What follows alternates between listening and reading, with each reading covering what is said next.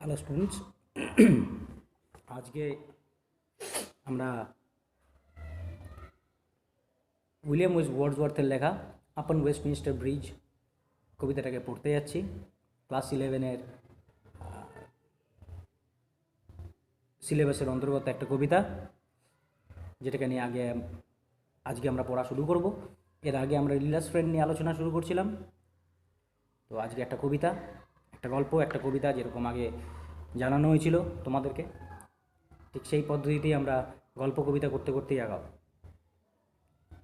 Fine, আজকের কবিতার নাম composed upon Westminster Bridge, September 3, 1802 by William Wordsworth. তো প্রথমেই কবিতাটাকে শুরু করার আগে অ্যাজ ইউজুয়াল আমরা যে টাইটেল সম্পর্কে আলোচনাটা করে নিই, সেই টাইটেল সম্পর্কে আলোচনাটা আগে শুরু করা যাক। তো টাইটেলটা শুধুমাত্র পড়ে আমরা কি অনুমান করতে পারি যে কবিতাটা কী বিষয়ক হতে যাচ্ছে? পরিষ্কার বোঝা যাচ্ছে আপন ওয়েস্টমিনিস্টার ব্রিজ কথাটার মানে হচ্ছে ওয়েস্টমিনিস্টার ব্রিজ নামক কোনো একটা ব্রিজের ওপরে দাঁড়িয়ে থাকে। তবে ওপরে দাঁড়িয়ে আছে, হাঁটছে বা বসে আছেন, যে অবস্থায় থাকুক না কেন, তিনি এই মুহূর্তে ওয়েস্টমিনিস্টার ব্রিজের ওপরে আছেন।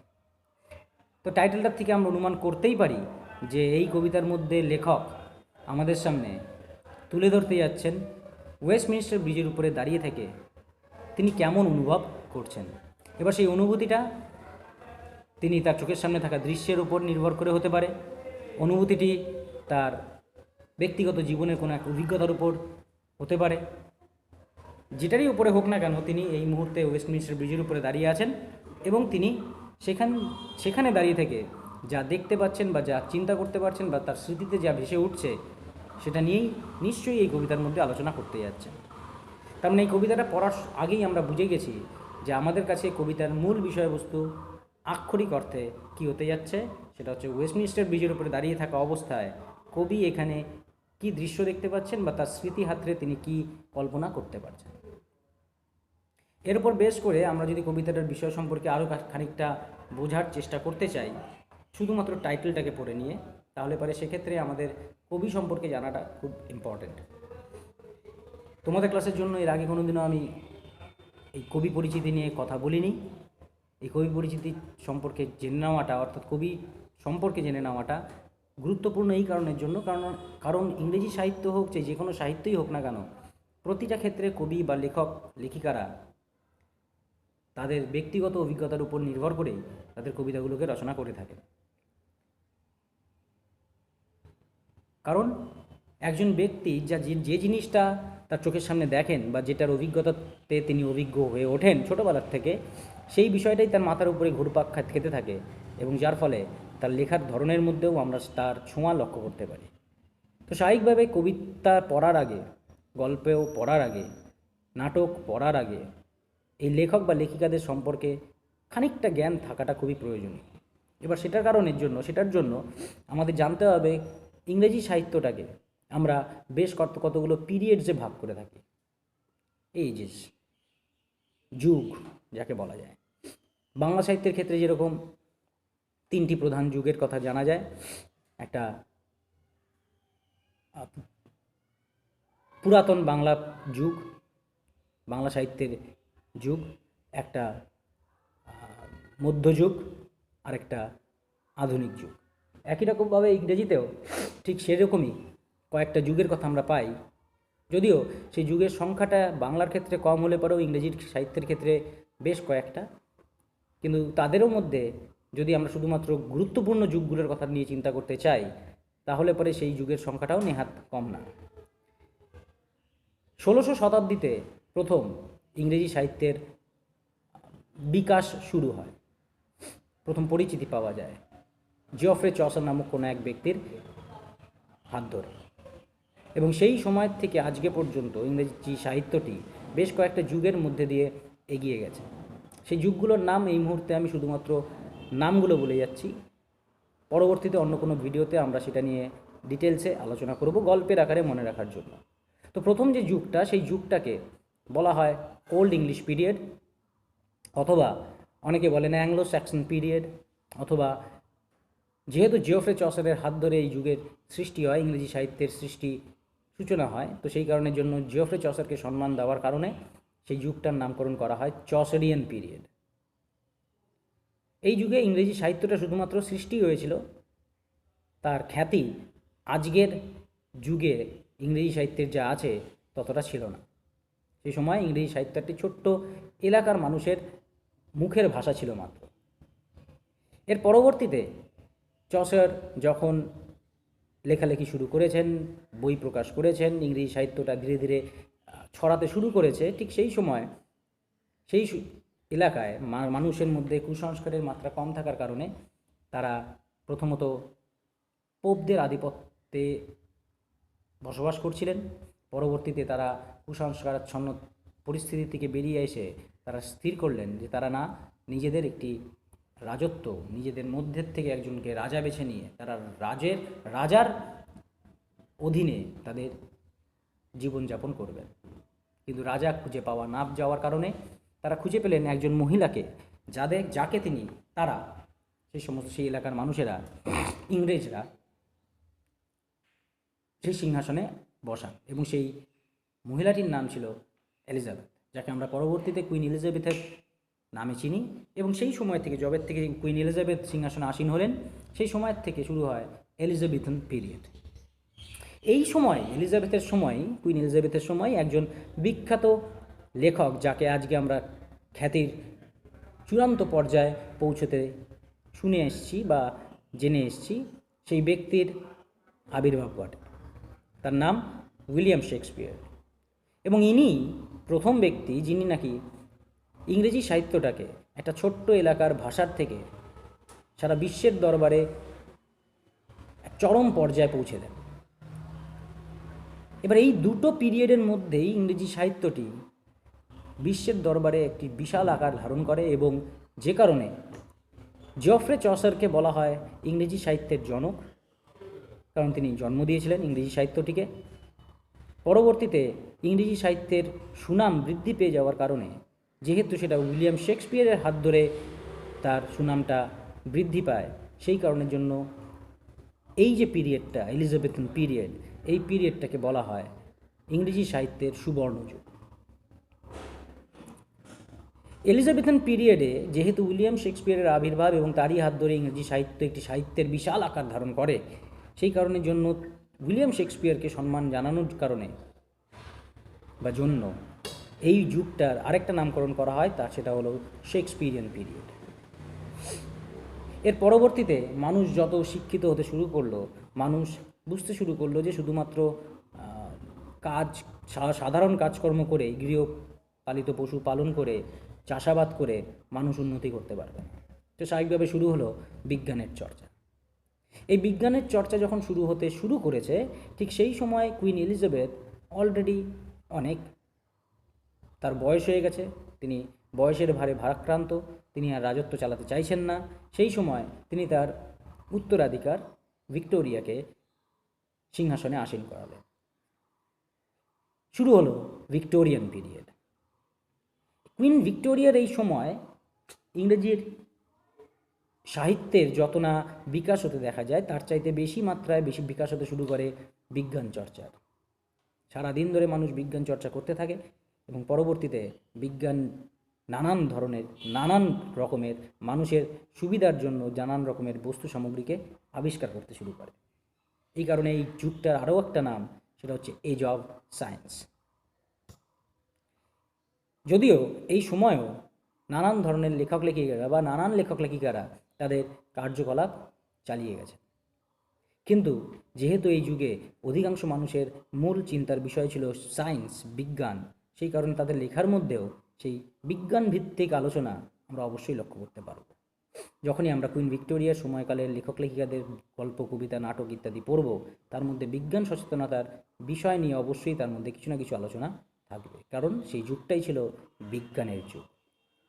এর পরবর্তীতে আসে এমন একটা যুগ যেটা হচ্ছে ইংরেজি সাহিত্যের সবচাইতে ইম্পর্ট্যান্ট যুগ, কারণ মানুষ বিজ্ঞানে সাহায্যে সমস্ত রকমের সুযোগ সুবিধা ভোগ করতে শুরু করেছে, এবং তারা এই মুহূর্তে রিল্যাক্সেশন চায়, অর্থাৎ সারাদিন ধরে কাজকর্ম বিজ্ঞান চর্চা করার পরে করতে করতে একটা সময় আসে যখন মানুষ বিরক্ত হয়ে যায়, যে আর বিজ্ঞান চর্চা করা যায় না, আর ভালো লাগছে না, তখন তাদের রিল্যাক্সেশনের প্রয়োজন পড়ে। এবং এই রিল্যাক্সেশনের জন্য তারা আশ্রয় নেয় প্রকৃতির কাছে, কারণ তারা জানতো যে প্রকৃতি একমাত্র স্থান যেখানে গেলে পরে মানসিক শারীরিক যে কোনো রকমের শান্তি এবং বিশ্রাম পাওয়া সম্ভব। শুরু হলো রোম্যান্টিক পিরিয়ড। রোম্যান্টিক পিরিয়ডের নামকরণটা রোম্যান্টিক করার কারণ, সবচেয়ে ইম্পর্ট্যান্ট পিরিয়ড বললাম, এবং এর নামকরণের তাৎপর্যটা কী সেটাও আলোচনা করে নিই। রোম্যান্টিক পিরিয়ডের নামকরণ রোম্যান্টিক হওয়ার কারণ রোমান্স শব্দটি। রোমান্স শব্দটিকে আজকে আমরা প্রায় প্রত্যেকেই প্রেম প্রীতি ভালোবাসা সম্পর্কেই বা সম্পর্কিত কোনো একটা বিষয় সম্পর্কে বলেই জেনে থাকি। তার কারণ আমরা যখনই কোনো মুভি দেখি, যখন কোনো গল্পের বই পড়ি, যখন কোনো নাটক পড়ি, সেখানে যদি প্রেম প্রীতি ভালোবাসাই মূল আলোচ্য বিষয় হয়, তাহলেই আমরা নাটকটা পড়ে, গল্পটা পড়ে, কবিতাটা পড়ে বা সিনেমাটা দেখে বলতে শুরু করি যে এই নাটকটা বা গল্পটা বা সিনেমাটা রোম্যান্টিক। কারণ এর মধ্যে প্রেম প্রীতি ভালোবাসার বিষয়বস্তু আছে। কিন্তু খেয়াল রাখা প্রয়োজন যে রোম্যান্স বা রোম্যান্টিক কথাটার শুধুমাত্র মানেটা প্রেম প্রীতি ভালোবাসা সম্পর্কিত নয়, সেটা একটা অংশ মাত্রই।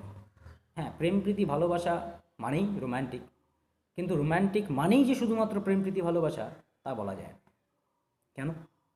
কারণ রোম্যান্স কথাটির আসল মিনিংটা হচ্ছে to earn for something that is almost impossible in this pragmatic world. পৃথিবীতে প্রায় অসম্ভব এমন কোনো কিছুর জন্য আশা করাকেই রোম্যান্টিকতা বলে। এবং প্রেম প্রীতি ভালোবাসাও এমন একটা বস্তু যেটা এই পৃথিবীতে প্রকৃত অর্থে আশা করাটা খুব কঠিন। কারণ হলপ করে যদি কিছু বলতে হয়, তাহলে পরে এই ভালোবাসা, এই প্রেম, নিখুঁত ভালোবাসা, প্রকৃত ভালোবাসা, এই জিনিসটি আমরা হয়তো বাস্তব জীবনে দুটো মানুষ বাদ দিয়ে সারা পৃথিবীতে আর কারোর কাছ থেকে নিশ্চিতভাবে বলতে পারি না যে আমরা পাবো। সারা পৃথিবীতে এই মুহূর্তে, সারা পৃথিবী ছেড়ে দিই, এই ভারতবর্ষে এই মুহূর্তে 134 কোটি মানুষ আছে, কিন্তু আমাদের মধ্যে থেকে কেউ হয়তো বলতে পারবো না যে আমাদের প্রকৃত অর্থে, প্রকৃতভাবে, নিঃস্বার্থভাবে সবাই ভালোবাসে, বা 10 জন ভালোবাসে, বা 50 জন ভালোবাসে। আমরা বলতে পারি যে হ্যাঁ, নিঃস্বার্থভাবে শুধু দুজনই ভালোবাসে, বাবা মা। তো 134 কোটির মধ্যে দুজনের উপস্থিতি এটা নেহাতি নগণ্য বলে এদেরকে ধরাছোঁয়ার বাইরে রাখা উচিত। তো স্বাভাবিকভাবে বোঝাই যায় যে প্রেম প্রীতি ভালোবাসা প্রকৃত অর্থে পাওয়াটা কতটা দুষ্কর। তো প্রায় অসম্ভব বললেও এক্ষেত্রে খুব ভুল কথা বলা হয় না। তো সেই কারণের জন্য এই ভালোবাসা বিষয় সম্পর্কিত যে কোনো শিল্পকীর্তিকেই আমরা রোম্যান্টিক বলে আখ্যা দিই। কিন্তু রোম্যান্টিক বলেই যে তা প্রেম প্রীতি ভালোবাসা হবে তা নয়। তার মানেটা কি? তার মানেটা হচ্ছে এমন কোনো কিছুর জন্য আশা করা যেটা বাস্তবে ঘটা প্রায় অসম্ভব।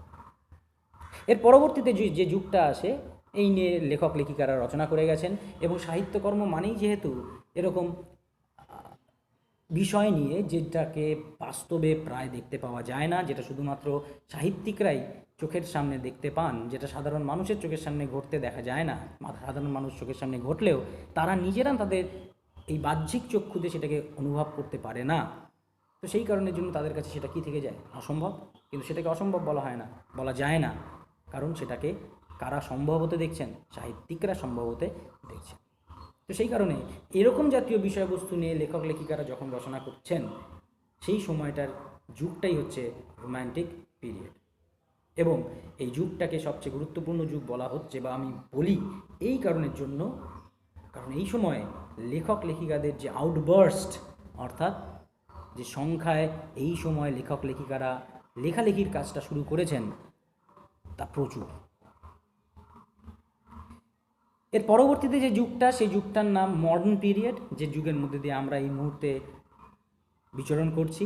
এখানে মানুষ বুঝে গেছে যে মানুষের শুধুমাত্র রিল্যাক্স করলে পারে বা প্রকৃতির মধ্যে গিয়ে প্রকৃতির কাছে নিজের জীবনটাকে উৎসর্গ করে দিয়ে শুধুমাত্র চিন্তা ভাবনা কল্পনা জগতের মধ্যেই বিরাজ করলে পরেই জীবন চলে না। তার জন্য খাদ্যের প্রয়োজন, খাদ্যের জন্য অর্থের প্রয়োজন। তো বেসিক নিডসগুলোকে পালন করার জন্য কাজও করতে হবে, আবার মনটাকে ভালো রাখার জন্য, কাজ করার তাগিদটাকে বাড়িয়ে তোলার জন্য বিজ্ঞান চর্চা বা কাজের চেষ্টা করতে হবে। তো সেই কারণে এই সময় মানুষ তার ব্যক্তিগত জীবনে, প্রতিটা মানুষ তার ব্যক্তিগত জীবনে বিজ্ঞান চর্চা, কার্যকলাপ এবং প্রকৃতির মাঝে গিয়ে নিজেরকে খুঁজে পাওয়ার যে চেষ্টা, এই সমস্ত কিছুর মধ্যে একটি ব্যালেন্স নিয়ে আসার চেষ্টা করেছে। এবং তাদের এই মডার্ন পিরিয়ডের লেখক লেখিকাদের কবিতাগুলোর মধ্যেও আমরা তারই ছোঁয়া পাই। তো আমাদের কাছে পরপর যে প্রধান এই কটা হচ্ছে আমাদের ইংরেজি সাহিত্যের যুগ। পরপর যদি বিচার করতে হয়, সবার আগে আসে ওল্ড ইংলিশ পিরিয়ড, তারপরে আসে এলিজাবেথান পিরিয়ড বা শেক্সপিরিয়ান পিরিয়ড, তারপরে আসে ভিক্টোরিয়ান এজ বা এজ অফ সায়েন্স, তারপরেই আসে রোম্যান্টিক পিরিয়ড, তারপরে আসে মডার্ন পিরিয়ড। এই পিরিয়ডগুলোর মাঝেও অনেক ছোট পিরিয়ডস আছে, যেমন সেন্ট অগাস্টাসের নামে অগাস্টান পিরিয়ড, প্রি র্যাফলাইটসদের নামে প্রি র্যাফলাইট পিরিয়ড, ইত্যাদি আরও অনেক ছোট যুগ আছে।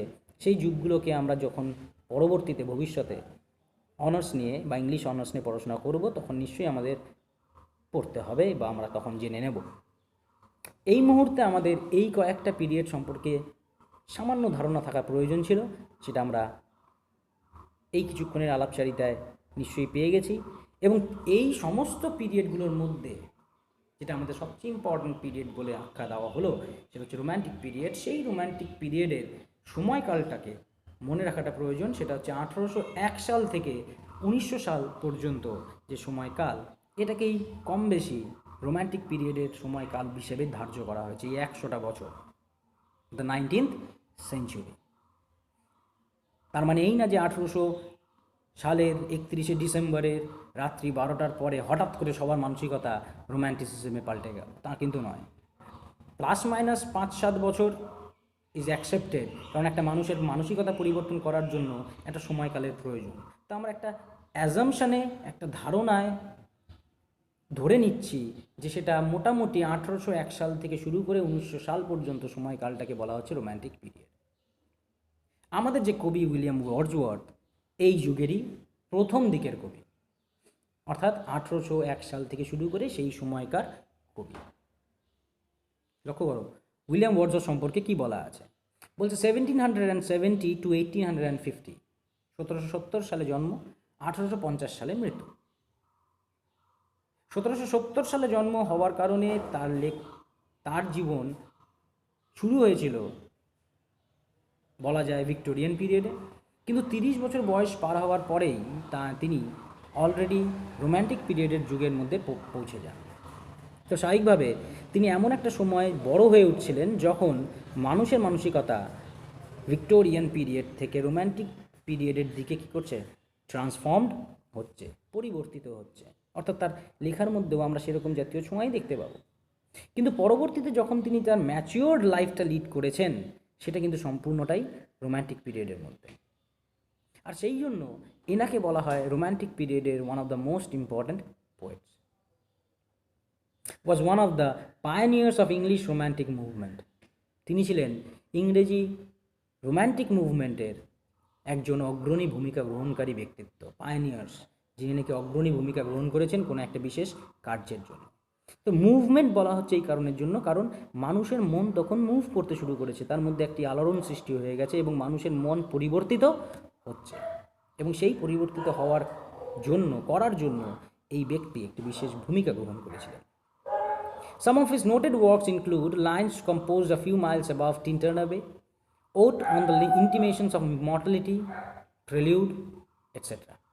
তার বিখ্যাত কিছু লেখার নাম আমাদের টেক্সটের মধ্যে দিয়ে দেওয়া আছে, মনে রাখতে পারলে ভালো। আবার সেই একই কথা বলছি, 11-12 সিলেবাসে এগুলো খুব একটা বেশি প্রয়োজন পড়বেন না। আমরা শুধুমাত্র মনে রাখবো উইলিয়াম ওয়ার্ডসওয়ার্থ রোম্যান্টিক পিরিয়ডের কবি, প্রথম অর্ধের কবি, সিনিয়র কবিদের মধ্যে একজন। তো স্বাভাবিকভাবে তার কবিতার মধ্যে এমন কোনো কিছু নিয়ে আলোচনা হতে যাচ্ছে যেটা বাস্তবে ঘটা প্রায় অসম্ভব। তাহলে আমাদের কাজ হবে তার কবিতার মধ্যে থেকে সেই জাতীয়ই ধারণাটাকে খুঁজে বের করার চেষ্টা করা, যে আদৌ তার কবিতার মধ্যে সেই জাতীয় কোনো ধারণা নিয়ে আলোচনা করা হয়েছে নাকি হয়নি। কবি সম্পর্কে কী বলা হচ্ছে? The poet is touched by the untainted beauty of the morning over the city of London. আমাদের কবি উইলিয়াম ওয়ার্ডসওয়ার্থ ইজ টাচড, তার মন ছুঁয়ে গেছে আনটেইন্টেড বিউটি অফ দ্য মর্নিং। কোনটাকে দেখে? সকালবেলার একটি দৃশ্য দেখে, যে দৃশ্যটা আনটেইন্টেড। আনটেইন্টেড কথার অর্থ যে দৃশ্যে সৌন্দর্যে কোনো দাগ নেই, কোনো কালিমা নেই, একেবারে পরিষ্কার স্নিগ্ধ একটি শুদ্ধ সৌন্দর্য, যেটা নাকি তিনি এই মুহূর্তে সকালবেলায় দেখতে পাচ্ছেন, এবং সেটা কাকে ঘিরে রয়েছে? লন্ডন শহরটাকে ঘিরে ধরেছে। ইন হিজ পোয়েম, তার এই কবিতায় Wordsworth describes the pure and peaceful beauty of his city before the bustle and hurry of the day have started. আমরা এই কবিতা পড়ার সময় দেখতে পাবো কবি তার এই কবিতার মধ্যে তুলে ধরেছেন লন্ডন শহরের ব্যস্তময় সময়টা শুরু হওয়ার আগে, লন্ডন শহরের হই হুল্লোড় এর সময়টা শুরু হওয়ার আগে যে পিওর, স্নিগ্ধ, পরিষ্কার, হোলি, পবিত্র, পিসফুল অর্থাৎ শান্তিময় বিউটিটা তার শহরের তিনি দেখতে পাচ্ছেন, সেটা সংক্রান্ত। অর্থাৎ তিনি প্রথমেই আমাদের কাছে তুলে ধরা হচ্ছে যে তিনি যে সকালবেলা সৌন্দর্যটা দেখছেন সেটা কিন্তু কার আগে? লন্ডন শহরের সবচেয়ে ব্যস্ততাময় এবং সবচেয়ে হই হুল্লোড়ময় সময়টা শুরু হওয়ার ঠিক আগে। মানে এখনও পর্যন্ত লন্ডন শহর ব্যস্ত হয়ে ওঠেনি, লন্ডন শহরে কোনো হই হট্টগোল শুরু হয়নি। এটা শুরু হওয়ার আগে যে সৌন্দর্যটা লন্ডন শহরে দেখা যায় সেটা নিয়েই তিনি এখানে আমাদের সামনে আলোচনা করছেন। তার মানে নিশ্চয়ই যে মুহূর্তে লন্ডন শহরের মধ্যে এই হই হট্টগোল শুরু হয়ে যাবে, যে মুহূর্তে লন্ডন শহরটি ব্যস্ত হয়ে যাবে, সেই মুহূর্তে তার এই স্নিগ্ধ পবিত্র সৌন্দর্য কোথায় যেন হারিয়ে যাবে, যেটাকে তিনি তার চোখের সামনে দেখতে পান না। The poet is moved by the somnolent beauty of the morning that wraps up the city in tranquility. আর এই মুহূর্তে তিনি যে সৌন্দর্যটা দেখছেন, সেই পবিত্র, সেই ঐশ্বরিক সৌন্দর্যটাকে দেখে, আজকের এই সকালের এই ঐশ্বরিক সৌন্দর্যটাকে দেখে তিনি মুগ্ধ হয়ে গেছেন, যে সৌন্দর্যটা এই নিস্তব্ধতাময় পরিবেশ দিয়ে যে সৌন্দর্যটাকে কী করা হয়েছে? র্যাপ আপ করা আছে, অর্থাৎ ঘিরে রাখা আছে। অর্থাৎ তিনি যে সৌন্দর্যের কথা বলছেন সেই সৌন্দর্যটাকে তিনি লক্ষ্য করছেন এই নিস্তব্ধতার মধ্যে। মানে তিনি বলতে চাইছেন এই নিস্তব্ধতাই সৌন্দর্যের আসল রূপ, যেটা নাকি এই মুহূর্তে এই শহরটাকে ঘিরে রয়েছে। অর্থাৎ শহরটা যেহেতু নিস্তব্ধ, শহরটাতে যেহেতু কোনো রকমের আর্টিফিশিয়ালিটি লক্ষ্য করা যাচ্ছে না, তো যে কারণের জন্য কোনো হই হট্টগোল লক্ষ্য করা যাচ্ছে না, সেই কারণের জন্য শুধুমাত্র এই শহরটাকে সুন্দর বলে দেখাচ্ছে। তাহলে কবিতার মধ্যে আমরা পরিষ্কার এইটুকু শিওর হয়ে গেছি যে তিনি লন্ডনের ওয়েস্টমিনিস্টার ব্রিজের উপরে দাঁড়িয়ে থেকে লন্ডন শহরের একটি স্নিগ্ধ শীতল মনোরম দৃশ্য দেখছেন, যে দৃশ্যটা শহরটা শুরু হওয়ার, শহরের জীবন পদ্ধতি শুরু হওয়ার আগে একটা সৌন্দর্যকে তার চোখের সামনে তুলে ধরার চেষ্টা করছে। যেহেতু শহরের জীবন পদ্ধতি শুরু হয়নি, হই হট্টগোল শুরু হয়নি, তো স্বাভাবিকভাবে শহরটা এখনও জেগে ওঠেনি। আর জেগে না ওঠার কারণে সেখানে কোনো মানুষ নেই, কোনো গাড়ি ঘোড়া চলছে না, কেউ নেই। তো স্বাভাবিকভাবে সেখানে একমাত্র একটাই বস্তু উপস্থিত আছে, সেটা হচ্ছে প্রকৃতি। এই কারণের জন্য উইলিয়াম ওয়ার্ডসওয়ার্থকে সর্বদা প্রকৃতি প্রেমী হিসেবেও চিহ্নিত করা হয়, অ্যাজ আ প্যানথেইস্টকে, যিনি প্রকৃতিকে ভালোবাসেন, যার কাছে প্রকৃতি পরম ঈশ্বর। তার কথা অনুযায়ী প্রকৃতিকে যদি কেউ ভালোবাসে তাহলে পরে প্রকৃতিও তাকে ঠিক ততটাই বা তার চাইতে বেশি পরিমাণে ভালোবাসতে জানে। তো এই কবিতার মধ্যে আমাদের কাছে উইলিয়াম ওয়ার্ডসওয়ার্থ একটি নিশ্চয়ই ওয়েস্টমিনিস্টার ব্রিজের উপরে দাঁড়িয়ে থেকে একটি প্রাকৃতিক বর্ণনা আমাদের কাছে তুলে ধরতে চাইছেন, এবং সেই প্রাকৃতিক বর্ণনাটার মধ্যে দিয়ে তিনি বোঝাতে চাইছেন লন্ডন শহরটা কতটা সুন্দর, যেটাকে সাধারণ মানুষ হয়তো কোনোদিনও তার নিজের চোখে দেখেনি। আমরা খুঁজে দেখার চেষ্টা করব এর মধ্যে দিয়ে কোন অবাস্তব ধারণাটাকে, যেটা প্রায় অবাস্তব ধারণাকে তিনি বাস্তবের সঙ্গে তুলনা করে কীভাবে কবিতার মধ্যে দিয়ে প্রকাশিত করছেন। তাহলে আমরা খোঁজ করব সেই প্রায় অসম্ভব ধারণাটা, যেটা এই কবিতার মধ্যে আমরা পাব। কবিতাটা পড়া যাক। আর্থ has not anything to show more fair. এই পৃথিবীর কাছে এর চাইতে আর সুন্দর কিছু দেখানোর নেই। কবি এখন ওয়েস্টমিনিস্টার ব্রিজের উপরে দাঁড়িয়ে থেকে তার চোখের সামনে একটা সুন্দর দৃশ্য দেখছেন, এবং দেখতে দেখতে তিনি বলে উঠলেন, সেই পৃথিবীর কাছে এর চেয়ে সুন্দর দৃশ্য আর কিছুই দেখানোর থাকতে পারে না। আর্থ has not anything to show more fair. পৃথিবীর কাছে এর চেয়ে সুন্দর দৃশ্য আর কিছুই দেখানোর নেই। Dull would he be of soul who could pass by. আর যে ব্যক্তি এই দৃশ্যটাকে দেখেও না দেখার ভান করে পাশ কাটিয়ে চলে যেতে পারে, যে নাকি একে গুরুত্ব না দিয়ে শুধুমাত্র হেঁটে চলে যেতে পারে, তার চাইতে ডাল, তার চাইতে ম্যারম্যারে মানসিকতার ব্যক্তি এই পৃথিবীতে আর কেউ থাকতে পারে না। এতটাই সুন্দর যে সেই সৌন্দর্যকে একবার যদি চোখে ধরা পড়ে, তাহলে সেই সৌন্দর্যটা বা সেই সৌন্দর্যটার বর্ণনা না করে কোনো রসপূর্ণ মানুষ বেঁচে থাকতে পারে না বা চলে যেতে পারে না। A sight so touching in its majesty. এতটাই টাচিং, এতটাই মর্মস্পর্শী এই সাইটটা তার ম্যাজেস্টিতে, তার রাজকীয় হওয়াতে। অর্থাৎ সাইটটা কেমন? রাজকীয়। একজন রাজার কাছে যেমন অতি মূল্যবান সম্পদ থাকতে পারে, ঠিক ততটাই মূল্যবান সম্পদ এই প্রকৃতির কাছে আছে, এবং সেই সম্পদটা হচ্ছে কি? এই সৌন্দর্যে পরিপূর্ণ দৃশ্য। এবং এই দৃশ্যটাকে যদি কেউ একবার দেখে ফেলে, তাহলে তাকে বর্ণনা না করে থাকতে পারে না। যদি কেউ পারে, তাহলে তার চাইতে ডাল এই ব্যক্তি এই পৃথিবীতে থাকতে পারে না। তো সুতরাং দৃশ্যটা এতটাই সুন্দর যে পৃথিবীর কাছে এর চেয়ে সুন্দর দৃশ্য দেখানোর আর কিছুই থাকতে পারে না। পৃথিবীতে আর কিছু এত সুন্দর কিছু থাকতে পারে না। কেমন সেই দৃশ্য? তিনি বলছেন, this city now doth like a garment wear. এই শহরটা এই মুহূর্তে একটা জামার মতো করে পড়ে রয়েছে। ডথ মানে does, old English use, ডথ is does. তাহলে এই শহরটা এই মুহূর্তে একটা জামার মতন করে পড়ে রয়েছে। কাকে? কোন জিনিসকে? জামাকে না, the beauty of the morning silent bare. তাকে পড়ে রয়েছে একটা জামার মতো করে।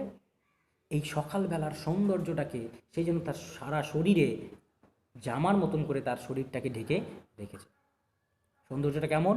সেটা সাইলেন্ট, নিশ্চুপ, শান্ত, নিস্তব্ধ, অ্যান্ড বেয়ার, অর্থাৎ উলঙ্গ, উন্মুক্ত। কি অদ্ভুত সুন্দর একটা কম্প্যারিজন। শহরটা সৌন্দর্যকে জামার মতন করে পড়ে রয়েছে, অর্থাৎ শহরটা উন্মুক্ত নয়, শহরটা উলঙ্গ নয়। শহরটাকে তো সৌন্দর্যটা শহরটাকে র্যাপ আপ করে রেখেছে, জড়িয়ে রেখেছে। শহর যদি আমার শরীর হয়, তাহলে সৌন্দর্য হচ্ছে এই জামাটা, যে নাকি আমার শরীরটাকে কি করে রেখেছে? ঢেকে রেখেছে। তাহলে আমার শরীরটা উলঙ্গ নয়, কিন্তু উলঙ্গ কোনটা? এই যে জামাটা, এই যে সৌন্দর্যটা, এই সৌন্দর্যটা উল্লঙ্গ, অর্থাৎ সবার চোখের সামনে উন্মুক্তভাবে ছড়িয়ে রয়েছে। যেই এটাকে দেখতে চাইবে, সেই ইচ্ছে করলে পারেই এই চেহারাটাকে দেখতে পারবে। শহরকে দেখতে পাবে না, কাকে দেখতে পাবে? তার সৌন্দর্যটাকে দেখতে পারবে। সুন্দর একটা কম্প্যারিজন এখানে লক্ষ্য করা যায়, যেখানে সিটিটা গার্মেন্টের মতন করে পড়ে রয়েছে সৌন্দর্যকে, এবং সেই সৌন্দর্যটা নিজে কিন্তু একেবারে সবার চোখের সামনে উন্মুক্ত অবস্থায়, খোলা অবস্থায় রয়ে গেছে। Ships, towers, domes, theatres and temples lie. আমি দেখতে পাচ্ছি আমার চোখের সামনে জাহাজগুলো, টাওয়ার অর্থাৎ মিনারগুলো, ডোমস গম্বুজগুলো, থিয়েটার্স নাটক মঞ্চস্থ করার মঞ্চগুলো, টেম্পলস অর্থাৎ মন্দিরগুলো, প্রত্যেকটাই কেমন করে যেন শুয়ে রয়েছে, শুয়ে আছে। কোনো একটা স্থাপত্য কীর্তিকে আমরা যখন দেখি, তখন কি সেটাকে শুয়ে আছে বলি না দাঁড়িয়ে আছে বলি? একটা বাড়ি জমির উপরে শুয়ে থাকে না দাঁড়িয়ে থাকে? দাঁড়িয়ে থাকে। মন্দির শুয়ে থাকে না দাঁড়িয়ে থাকে? দাঁড়িয়ে থাকে। গম্বুজ দাঁড়িয়ে থাকে না শুয়ে থাকে? দাঁড়িয়ে থাকে। কিন্তু কবি বলছেন যে না, আমার এদেরকে দেখে মনে হচ্ছে না এরা দাঁড়িয়ে আছে, মনে হচ্ছে যেন এরা সবাই শুয়ে আছে। কেন? Open unto the fields and to the sky. কারণ এরা সবাই তাদের মুখটাকে আকাশের দিকে খুলে তাকিয়ে রয়েছে। Open unto the fields, open unto the fields and to the sky. এই মাঠের মধ্যে এরা ছড়িয়ে আছে, শুয়ে আছে, এবং কার দিকে তাকিয়ে? আকাশের দিকে তাকিয়ে। কি সুন্দর! আবার একটা সুন্দর উদাহরণ, যেটাকে জেনারেলি বাস্তব জগতে সাধারণ মানুষ কখনোই চিন্তা করে না। উইলিয়াম ওয়ার্ডসওয়ার্থ কবি, তিনি ভাবছেন যে যদিও আমরা বলি যে এই প্রত্যেকটা স্থাপত্য কীর্তি সবসময় দাঁড়িয়ে থাকে, কিন্তু আমার কাছে এদেরকে দেখে মনে হচ্ছে যেন এরা শুয়ে আছে। কেন শুয়ে আছে? কারণ চারিদিক নিস্তব্ধ, এবং তার সাথে সাথে তাদের মুখগুলো যেন আকাশের দিকে চেয়ে রয়েছে। এবার সাধারণ জ্ঞানে একটা মানুষ যদি দাঁড়িয়ে থাকে, মানুষের চোখ দুটো দেশে কি দেখবে? আকাশ দেখবে না সামনে জিনিসটা দেখবে? সামনে জিনিস দেখবে। কিন্তু যদি শুয়ে থাকে তাহলে সে কী দেখবে? আকাশটাকেই দেখবে। কবি তুলনাটাকে একটু অন্যরকমভাবে আমাদের সামনে তুলে ধরছেন এবং বলছেন যে তার মনে হচ্ছে যেন এই প্রত্যেকটা জিনিস, এই স্থাপত্য কীর্তিগুলো প্রতিটাই যেন আকাশটাকে দেখছে, অর্থাৎ তারা যেন শুয়ে রয়েছে। কারণ চারিদিক নিস্তব্ধ, মানে কেউ ঘুম থেকে ওঠেনি। তার ইঙ্গিতটা, যেহেতু সকালবেলা কেউ ঘুম থেকে ওঠেনি, হিউম্যান বাসল শুরু হয়নি, হই হুল্লোড় শুরু হয়নি, কর্মজীবন শুরু হয়নি, জীবন পদ্ধতি চালু হয়নি, তো স্বাভাবিকভাবে কেউ এখনও জেগে ওঠেনি। আর জেগে না ওঠা মানে তারা শুয়ে রয়েছে, ঘুমিয়ে রয়েছে। ঘুমিয়ে থাকলে পরে তাদের মুখটা কোন দিকে থাকবে? আকাশের দিকে। ঠিক একই রকমভাবে এই টেম্পল, এই গির্জা, এই থিয়েটার, এই ডোমস, এই টাওয়ার্স, এই শিপস, এই সমস্ত কিছু ওই মানুষগুলোর মতনই তারাও যেন কী করে রয়েছে? শুয়ে রয়েছে। কারণ তারা কেউ কাজ করছে না, জাহাজ দিয়ে ধুঁয়ো বেরোচ্ছে না, তা চলছে না, টাওয়ার থেকে কোনো আওয়াজ আসছে না, ডোমস থেকেও কোনো আওয়াজ আসছে না, থিয়েটারে কোনো নাটক মঞ্চস্থ হচ্ছে না, টেম্পলসে কোনো ঘন্টা বাজছে না, আওয়াজ আসছে না। তার মানে নিশ্চয়ই এরা প্রত্যেকেই ঘুমোচ্ছে, অর্থাৎ শুয়ে রয়েছে, এবং তাদের মুখগুলো আকাশের দিকে চেয়ে রয়েছে। All bright and glittering in the smokeless air. আর এই অবস্থায় এদের প্রত্যেককেই, যদিও তারা কোনো কাজ করছে না, তারা নিথর, তারা চুপচাপ দাঁড়িয়ে আছে বা শুয়ে রয়েছে, কিন্তু তা সত্ত্বেও প্রত্যেককেই কেমন দেখাচ্ছে? ব্রাইট অ্যান্ড গ্লিটারিং, উজ্জ্বল দেখাচ্ছে, এবং গ্লিটারিং অর্থাৎ চকচকে দেখাচ্ছে ইন দ্য স্মোকলেস এয়ার। কোথায়? এই ধোঁয়াহীন বাতাসের মধ্যে এদের প্রত্যেককেই উজ্জ্বল এবং চকচকে দেখাচ্ছে।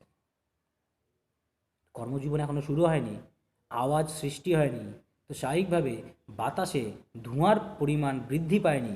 ধোঁয়ার পরিমাণ বৃদ্ধি না পাওয়ায় পলিউশন নেই, তো স্বাভাবিকভাবে এই পরিষ্কার স্নিগ্ধ বাতাসের মধ্যে সূর্যের যে আলোটা ঠিক যেরকমভাবে সূর্যের থেকে বেরিয়ে এসে পৃথিবীতে আপতিত হয়েছে, ঠিক একই ঔজ্জ্বল্যতায় সেই প্রত্যেকটা জিনিসের থেকে প্রতিফলিত হয়ে এই মুহূর্তে কবির চোখের মধ্যে প্রবেশ করছে। যে কারণে অন্যান্য দিন এই ধোঁয়া মুখর বায়ুর মধ্যে এদের ঔজ্জ্বল্যতাটা যতটা দেখায়, আজকে তার ঔজ্জ্বল্যতা অনেক বেশি দেখাচ্ছে। Never did sun more beautiful steep. না না, সূর্য আজকে যতটা প্রখরভাবে কিরণ দিচ্ছে, এরকমভাবে সে আগে কখনো কিরণ দেয় দিলেও আমার চোখে সেটা পড়েনি। কবি বলছেন, আমার মনে হয় না সূর্য আজকের মতন কিরণ এর আগে কোনো দিনও দিয়েছেন। স্বাভাবিক যে তার ঘুম থেকে ওঠার পরের থেকে ধোঁয়াময় পরিবেশে চারিদিকের প্রাকৃতিক বস্তুগুলোকে যতটা উজ্জ্বল দেখে এসছে, আজকে যদি তার চাইতে বেশি উজ্জ্বল দেখে, তো নিশ্চয়ই তার মনে হতেই পারে যে সূর্য আজকে যতটা উজ্জ্বলভাবে কিরণ দিচ্ছে, এর আগে কোনোদিনও উজ্জ্বলভাবে অতটা কিরণ দেয়। In his first splendour, valley, rock or hill. তার ফার্স্ট স্প্লেন্ডারে, প্রথম সূর্যের কিরণটা যখন গিয়ে ভ্যালিতে পড়ে, রকে পড়ে, বা হিল বা পাহাড়ে পড়ে, সেই সময় তার উজ্জ্বলতাটা আজকের মতন কোনোদিনও ছিল না। Never saw I, never felt a calm so deep. আর এর সাথে সাথে তিনি বলছেন, এই দৃশ্যটাকেও যেমন এর আগে আমি কোনোদিনও দেখিনি, এতটা উজ্জ্বল দৃশ্য আমি যেরকম আগে কোনোদিনও দেখিনি, ঠিক একই রকমভাবে আমি কোনোদিনও এর আগে অনুভবও করিনি। কাম সো ডিপ, মনের এতটা গভীরে এতটা শান্তি, এতটা শান্তিময় পরিবেশ আমি এর আগে কোনোদিনও অনুভবও করিনি। The river glided at his own sweet will. চোখের সামনে দেখতে পাচ্ছি আমার ব্রিজটার নিচ দিয়ে নদীটা কেমন করে যেন নিজের স্বেচ্ছায় প্রবাহিত হচ্ছে। কারণ জাহাজগুলো ঘুমোচ্ছে, জাহাজ তো ওঠেনি, তার কর্মজীবন শুরু হয়নি। জাহাজ চললে পরে যদি এগিয়ে যেতে হয় নদীর বিপরীতে, জাহাজ চলে নদীর স্রোতে ঠিকই, কিন্তু নদীটাকে ঠেলে কোন দিকে, জলটাকে পেছন দিকে, তাহলেই না জাহাজটা এগোবে। তো স্বাভাবিকভাবে নদীর যে গতিপথ, সেই গতিপথে জাহাজ পেছন দিকে ধাক্কা দিলে পারে জলটা কোন দিকে যাবে, পেছন দিকে যাবে। এবং সে তার ইচ্ছায় সে কোনোদিনও পেছন দিকে যেতে পারে না, সে চাইবে সামনের দিকে যেতে। কিন্তু আজকে প্রতিটা জিনিস যেহেতু তার কর্মজীবন শুরু করেনি, তার জীবন পদ্ধতিটা শুরু হয়নি, তো স্বাভাবিকভাবে নদীটা পর্যন্ত তার স্বেচ্ছায় প্রবাহিত হচ্ছে, যেটা আগে কোনোদিনও কবি দেখেননি। ডিয়ার গড, তারপরেই তিনি ভগবানের কাছে একটি আবেদন রাখছেন। তো এই আবেদনের আগে পর্যন্ত এই মুহূর্তে তিনি যে কথাগুলো বলে এসছেন, সেই কথাগুলোর মধ্যে দিয়ে পরিষ্কার বোঝা যাচ্ছে যে এখনও যেহেতু লন্ডন শহরের জীবন পদ্ধতি চালু হয়নি, তো স্বাভাবিকভাবে প্রকৃতি তার স্বেচ্ছায় তার সৌন্দর্যটাকে চারিদিকে ছড়িয়ে দেওয়ার মতন ক্ষমতা রেখেছে। যে মুহূর্তে তার কর্মজীবন শুরু হবে লন্ডন শহরে, সঙ্গে সঙ্গে প্রকৃতি তার সৌন্দর্যটাকে হারিয়ে ফেলবে। কারণ এর আগে পর্যন্ত তিনি এত তাড়াতাড়ি ঘুম থেকে হয়তো ওঠেননি, এবং যে কারণে তিনি হয়তো এত সুন্দর পরিবেশও চোখের সামনে দেখতে পাননি। কেন পাননি? কারণ যখন তিনি ঘুম থেকে উঠতেন তখন অলরেডি লন্ডন শহরের কর্মজীবন শুরু হয়ে গেছে, এবং যার ফলে প্রাকৃতিক সৌন্দর্য তার চোখের থেকে আড়ালেই থেকে গেছে। সে আওয়াজের কারণেই হোক, চাই ধোঁয়ার কারণেই হোক, চাই যে কারণেই হোক না কেন। তো সেই কারণে তিনি এই মুহূর্তে ভগবানের কাছে আবেদন করছেন। আবেদনটা কি? ডিয়ার গড, হে ভগবান, the very houses SIM asleep. ওই যে দূরে আমি যে বাড়িগুলো দেখতে পাচ্ছি না, ভগবান জানো আমার মনে হচ্ছে যেন বাড়িগুলো ঘুমোচ্ছে। কেন ঘুমোচ্ছে? কারণ বাড়িগুলোতে কোনো আলোড়ন নেই, বাড়ির চিমনিতে কোনো ধোঁয়া উঠছে না, বাড়ির জানলাগুলো নিথর হয়ে বন্ধ করা আছে। তো সুতরাং বাড়িগুলো মনে হচ্ছে যেন সেগুলো ঘুমোচ্ছে। And all that mighty heart is lying still. আর নিশ্চয়ই ওর ভেতরে থাকা যে মহান হৃদয়ের প্রাণীগুলো আছে না, ওরাও নিশ্চয়ই ঘুমিয়ে রয়েছে, ওরাও নিশ্চয়ই শুয়ে রয়েছে। মহান হৃদয় কেন, কাদের বলছে? নিশ্চয়ই বাড়িতে কারা থাকে? মানুষ থাকে। তো কবি হয়তো বলছেন ওই মানুষগুলোও নিশ্চয়ই এখনও ঘুমিয়ে আছে। তাহলে মানুষকে মহান হৃদয় বলছেন কেন? কারণ তাকে তো মহান বলতেই হয়। কারণ একমাত্র প্রাণী যার ঘুম থেকে ওঠার সাথে সাথে প্রাকৃতিক সৌন্দর্য চেঞ্জ হয়ে যায়, প্রাকৃতিক সৌন্দর্য তার জৌলস হারিয়ে ফেলে। প্রাকৃতিক সৌন্দর্যের সৃষ্টিকর্তাকে ঈশ্বর, ভগবান। তো ভগবান তোমার সৃষ্টিটাকে যে পরিবর্তিত করতে পারে, তোমার দ্বারা তৈরি করা জিনিস যে পাল্টে দিতে পারে, তাকে তো মহান বলতেই হয়। এবং সেই মহান ব্যক্তিরা, সেই মহান প্রাণীগুলো আজকে ঘুমিয়ে আছে, এই মুহূর্তে ঘুমিয়ে আছে বলেই আজকে আমি তোমার এই সুন্দর সৃষ্টি শিল্পটাকে আমি কি করছি, চোখের সামনে দেখতে পাচ্ছি। তো আমার বিশ্বাস যে যতক্ষণ এরা ঘুমিয়ে থাকবে, যতক্ষণ এরা শুয়ে থাকবে, ততক্ষণ পর্যন্ত তোমার এই প্রাকৃতিক সৌন্দর্য অস্তিত্ব রাখবে। যেই এরা জেগে উঠবে, তোমার প্রাকৃতিক সৌন্দর্য হারিয়ে যাবে। আমি আমার ব্যক্তিগত অভিজ্ঞতা থেকে বলছি, আমি মানে উইলিয়াম ওয়ার্ডসওয়ার্থ, তিনি বলছেন, আমি আমার ব্যক্তিগত অভিজ্ঞতা থেকে বলছি। এতদিন দেখতে পাইনি, কারণ এতদিন আমি যখনই ঘুম থেকে উঠতাম তখন অলরেডি কর্মজীবন শুরু হয়ে গেছে। আজকে দেখতে পাচ্ছি, তার কারণ এখনও কর্মজীবন শুরু হয়নি। তার মানে কি এই যে পৃথিবীতে সূর্য এর আগে কোনো দিনে এতটা প্রখরভাবে কিরণ দেয়নি? তা তো হতে পারে না। সূর্য যতটা প্রখরভাবে আজকে কিরণ দিচ্ছে, ততটাই গতকাল দিয়েছিল, ততটাই তার আগের দিন দিয়েছিল। পার্থক্যটা হচ্ছে আমি দেখতে পাইনি। তার কারণ ওই যে মাইটি হার্টগুলো যারা নাকি এখন ঘুমোচ্ছে, তারা জেগে ওঠার সাথে সাথে আমার চোখের সামনে এমন একটা আস্তরণ সৃষ্টি করবে, যে আস্তরণটার কারণে আমি ওই সৌন্দর্যটাকে আর দেখতে পাবো। বাতাসে ধোঁয়ায় পরিপূর্ণ হয়ে যাবে। তো অটোমেটিক্যালি সূর্যের কিরণের জৌলুস কমে যাবে, তার ব্রাইটনেস কমে যাবে, চারিদিকে প্রচুর কোলাহল সৃষ্টি হবে, আওয়াজের সৃষ্টি হবে। তো অটোমেটিক্যালি এই যে স্নিগ্ধ শান্ত পরিবেশ, নিশ্চুপ যে পরিবেশ, তার যে সৌন্দর্য, তার যে মিষ্টতা, সেটা হারিয়ে যাবে। তো স্বাভাবিকভাবে প্রকৃতি তার সৌন্দর্যটাকে আর পাবে না। তো এই মাইটি হার্টগুলো যতক্ষণ ঘুমিয়ে আছে, ততক্ষণই প্রাকৃতিক সৌন্দর্যটাকে উপভোগ করা সম্ভব। তো ইঙ্গিতে কবি এখানে আমাদের সামনে তুলে ধরছেন যে মানুষই একমাত্র প্রাণী যে প্রকৃতিকে নষ্ট করছে, মানুষই একমাত্র প্রাণী যে প্রাকৃতিক সৌন্দর্যকে নষ্ট করছে। মানুষই পারে প্রকৃতিকে বাঁচাতে, মানুষই পারে প্রকৃতিকে নষ্ট করতে। মানুষ যতদিন না এটা বুঝতে পারছে ততদিন পর্যন্ত মানুষ প্রাকৃতিক সৌন্দর্যের আসল রূপ কোনোদিনও দেখতে পাবে না। যে রূপটার মধ্যে কি রয়েছে, কামনেস আছে, শান্তি আছে, যে রূপটাকে দেখলে পরে একটি সৌন্দর্যের পরিবেশ নিজের মনের মধ্যে, নিজের হৃদয়ের মধ্যে সৃষ্টি হতে শুরু করে, যেটা দেখে মানুষই আরাম পাওয়ার কথার বর্ণনা করছে। তাহলে একজন মানুষ বর্ণনা করছেন, মানুষ যতক্ষণ না পর্যন্ত জেগে উঠছে, মানুষ যতক্ষণ না পর্যন্ত প্রাকৃতিক সৌন্দর্য নষ্ট করছে, ততক্ষণ পর্যন্ত প্রাকৃতিক সৌন্দর্যকে দেখে মানুষই সেটাকে উপভোগ করতে পারে, এবং যে আনন্দটা সে উপভোগ করে সেটা চরম পর্যায়ের আনন্দ। তাহলে কবি আমাদেরকে বোঝাচ্ছেন যে মানুষ নিজের হাতে নিজের ওই চরম পর্যায়ের আনন্দটাকে উপভোগ করার যে সুযোগ সেটাকে নষ্ট করে দিচ্ছে শুধুমাত্র এই প্রাকৃতিক সৌন্দর্যগুলোকে নষ্ট করার মধ্যে দিয়ে। সেই কারণে তিনি ভগবানের কাছে আবেদন করছেন, ভগবানকে জানাচ্ছেন যে নিশ্চয়ই ওই মানুষগুলো, ওই মাইটি হার্ট, ওই মহান হৃদয়ের প্রাণীগুলো এখনও তার ঘরের ভেতরে শুয়ে ঘুমোচ্ছে, কারণ তারা জেগে গেলে এই দৃশ্য আর দেখা সম্ভব আমার পক্ষে হতো না।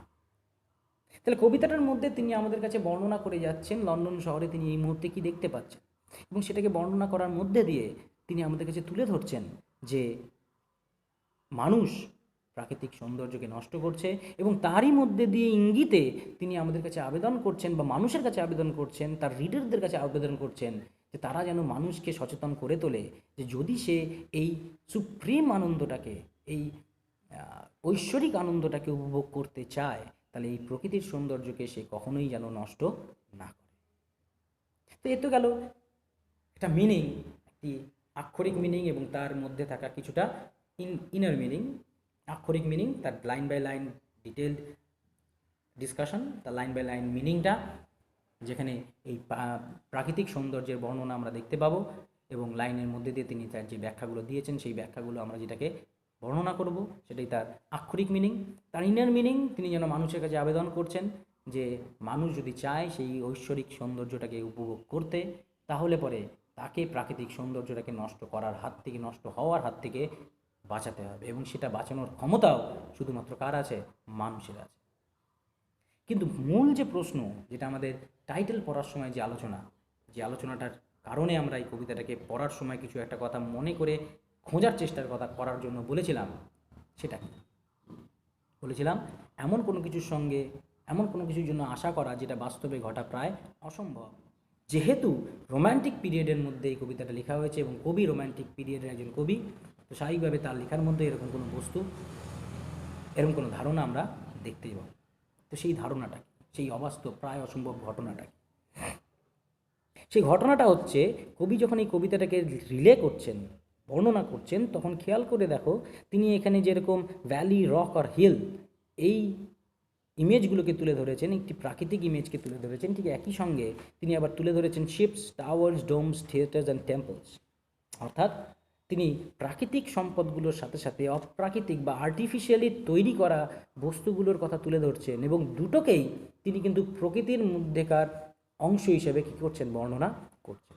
অর্থাৎ তিনি আর্টিফিশিয়ালি সৃষ্ট বস্তুগুলোর মধ্যেও তিনি প্রকৃতির ছোঁয়া লক্ষ্য করতে পারছেন।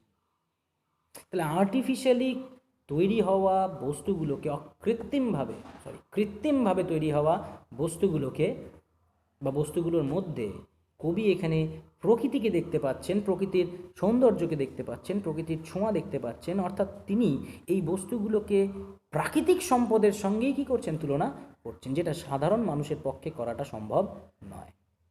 এবং আমার মতে এই কবিতার মধ্যে কবি যে প্রায় অবাস্তব ঘটনার কথা তুলে ধরার চেষ্টা করছেন, সেটা হচ্ছে যদি মানুষ চায় তাহলে পরে প্রতিটা অপ্রাকৃতিক বস্তুর মধ্যেও প্রকৃতিকে খুঁজে পাওয়ার চেষ্টা করতেই পারে।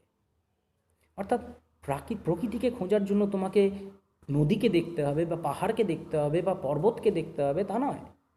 তুমি যদি চাও তাহলে সেই প্রকৃতিকে বা প্রকৃতির সৌন্দর্যকে তুমি বাড়িতেও দেখতে পারো, তুমি মন্দিরের মধ্যেও দেখতে পারো, তুমি গির্জাতেও দেখতে পারো, তুমি বা মসজিদে দেখতে পারো, থিয়েটার্স বা নাটকের মঞ্চগুলোতে দেখতে পারো, বা জাহাজে দেখতে পারো, বাসে, ট্রামে, গাড়িতে, রাস্তায়, যে কোনো জায়গায় দেখতে পারো। শুধু তাকে দেখার মতন একটি দৃষ্টি তোমার কাছে থাকা প্রয়োজন।